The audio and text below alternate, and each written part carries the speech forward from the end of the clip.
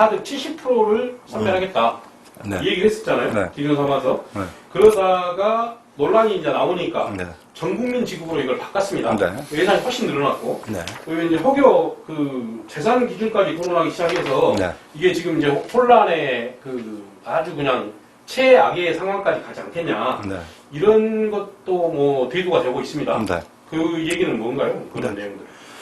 이제 조금 전에 네. 아까 뭐 카드 매출 얘기하다가 좀 네. 빠진 부분이 있어갖고 네, 지금 전통시장 같은 경우에 그 평균적으로 매출액이 그 카드 매출 비율이 한 50%로 보고 있어요.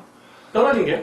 아니 카드 전체 매출 중에 결제 신용카드 네. 결제 비율이 현금하고 현금으로. 그럼 이제 그 사람들은 현금 영수증 발행도 안 합니다. 네. 그럼 매출이 얼마인지도 몰라요. 네. 그리고 전통시장에 지금 노점상 같은 사람들은 사업자 등록증이 없이 장사하는 사람들 무지 많습니다. 우리 5일장 뭐 이렇게 돌아다니는 사람들. 그런 사람들은 이거 지금 대상에 포함시킬래야 포함시킬 수도 없어요.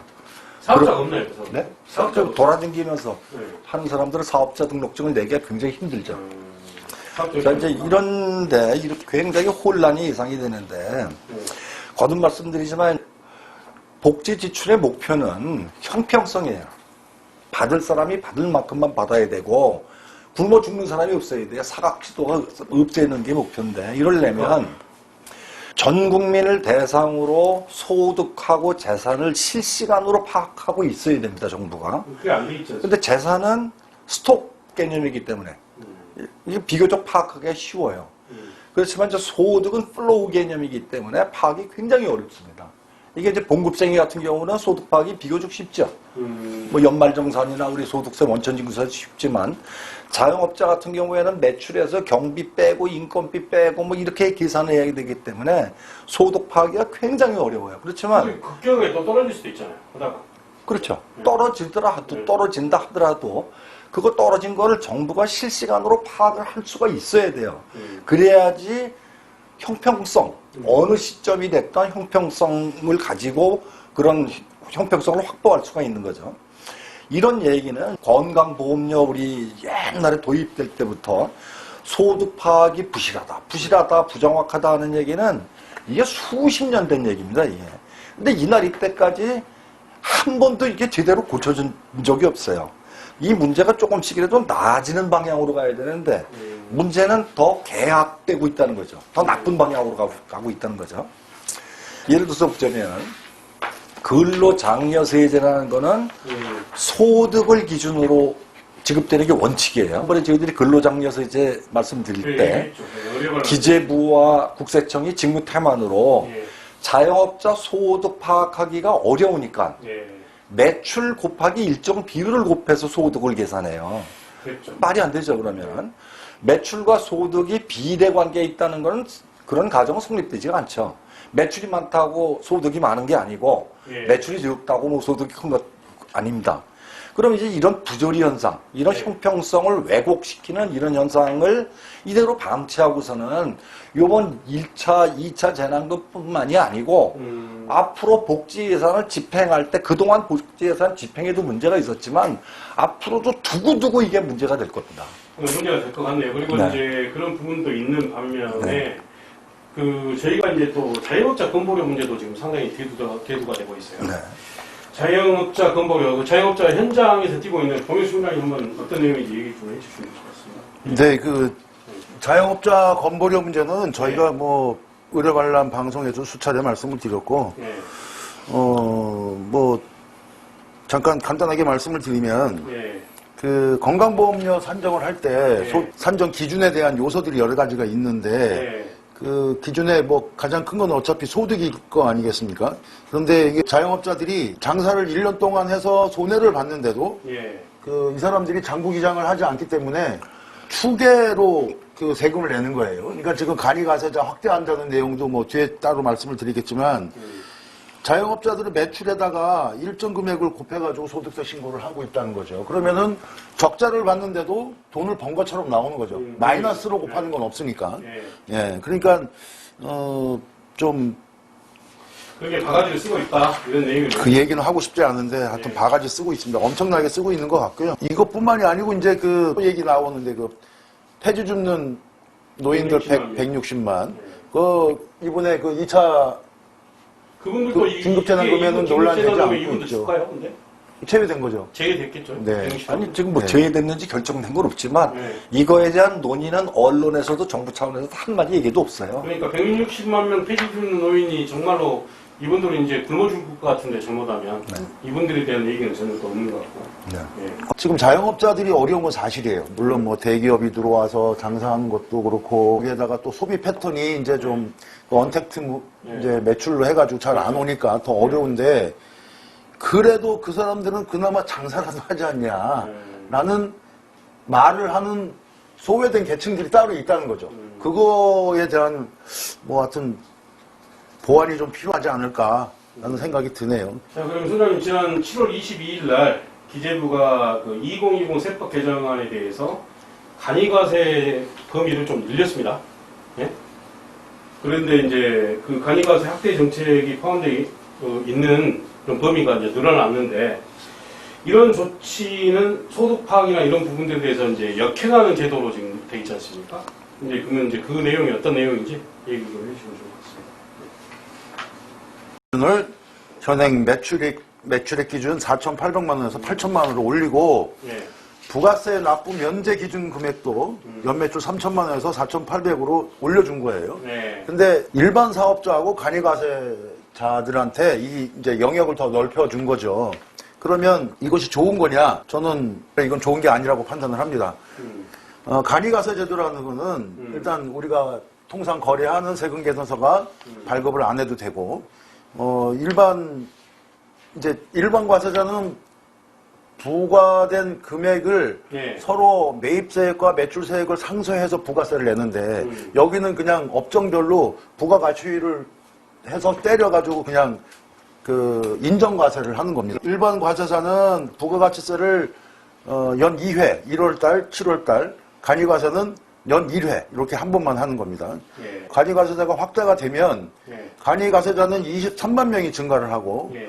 1인당 117만 원, 전체 2,800억 정도의 세금이 줄어든다고 합니다.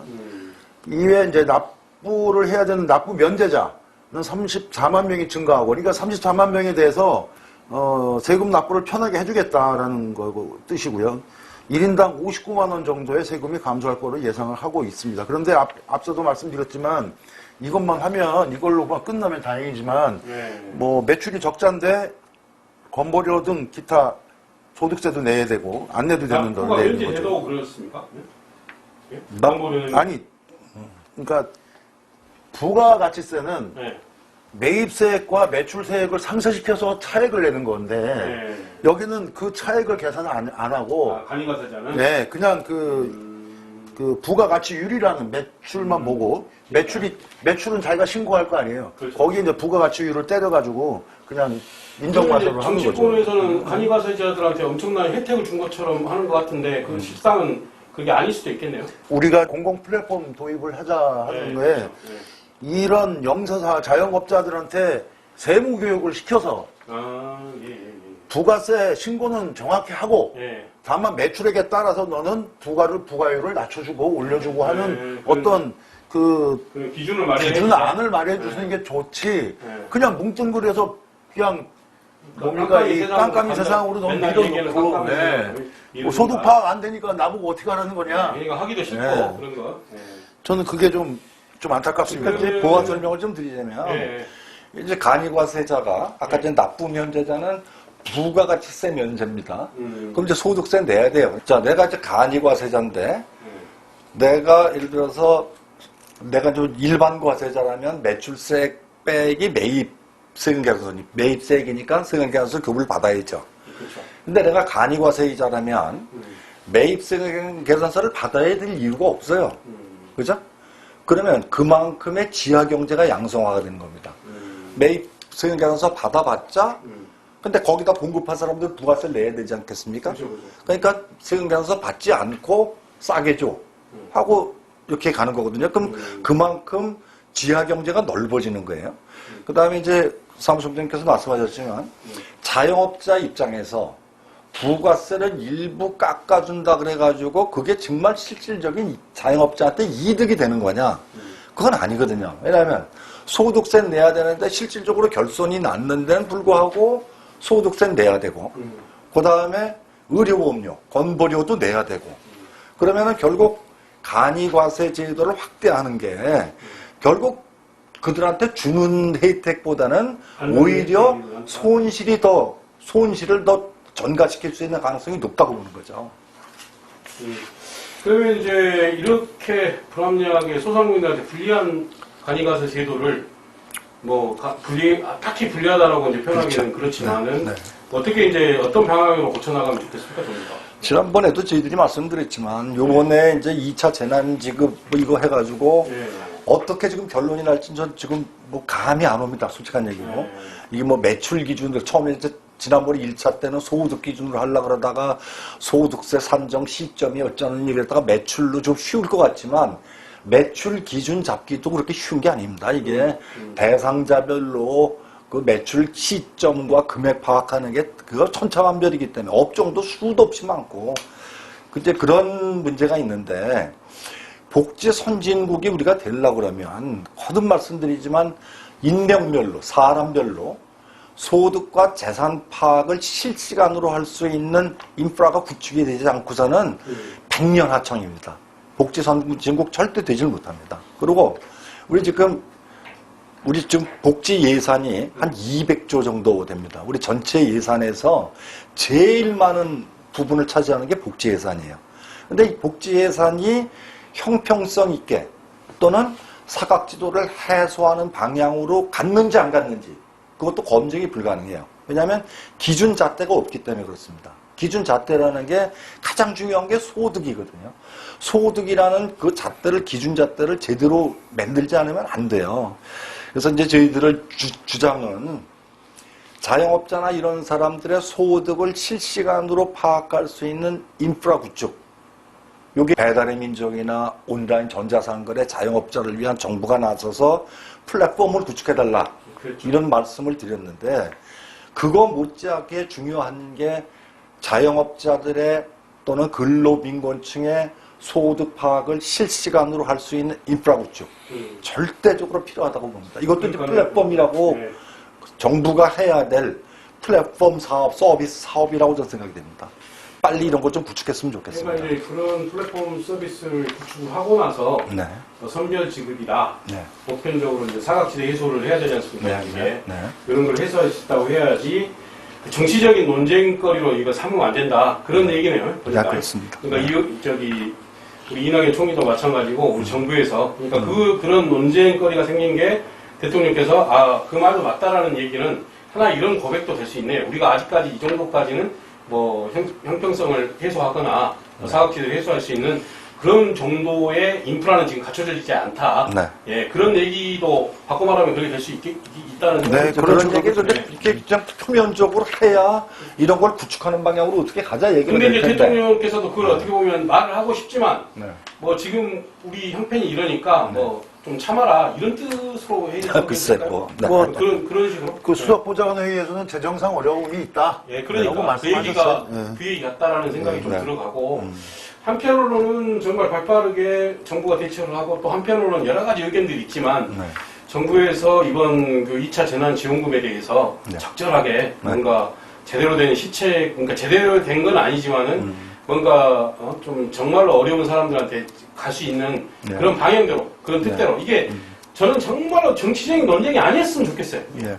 국민들을 위해서 그런 본인들이 그런 얘기를 누가 이걸 말한다고 해서 이걸 반대하는 그런 게 아니라 제가 보니까 그런 면에 있어서는 제가 이재명 지사에게 좀 더 점수를 주고 싶다는 생각이 좀 들더라고요. 네. 왜냐하면 저는 그 이재명 지사가 했던 말에 대해서는 반대합니다. 왜냐하면 제 개인적인 의견은 좀 더 필요한 사람한테 가는 게 맞지 않느냐. 근데 다른 분들이 주장하는 거 뭐 통합당이니까 국민의힘에서 주장하는 의견도 마찬가지고 또 뭐 여기저기에 그 내용도 잘 모르면서 이런 뒷팩에 깔리는 걸 모르면서 그냥 이 사람이 이렇게 말하니까 이거 따라가서 이렇게 주장하는 사람들 저는 이건 정치적인 논쟁을 흐르면 안 된다. 네. 그러니까 이건 죽고 사는 문제하고 똑같지 않습니까? 그렇습니다. 진짜로 말 그대로 폐지 줍는 놈이 아까 홍현 총장님 얘기했지만 160만 명한테 나눈다면 저는 안 받아도 될 것 같아요. 진짜 그런 분들한테 나간다 하면 그게 정말 정치인들이 진짜 정치뿐이 아니라 그게 올바른 정치인의 자세 아닙니까? 그렇습니다.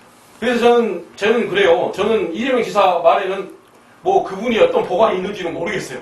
근데 그렇지만은 정말로 이런 부분들에 대해서는 아, 그분이 정말 열과 성의를 다해서 그렇게 힘주어서 얘기한 거 보니까 아, 그분의 저분 말이 맞는 것 같다. 그러니까 대통령께서 잘 마무리하신 것 같아요. 보니까. 아무튼 그렇게 되기를 바랐고 이 말이 좀 길어졌는데 여기서 마치겠습니다. 네. 감사합니다. 예. 수고하셨습니다. 네.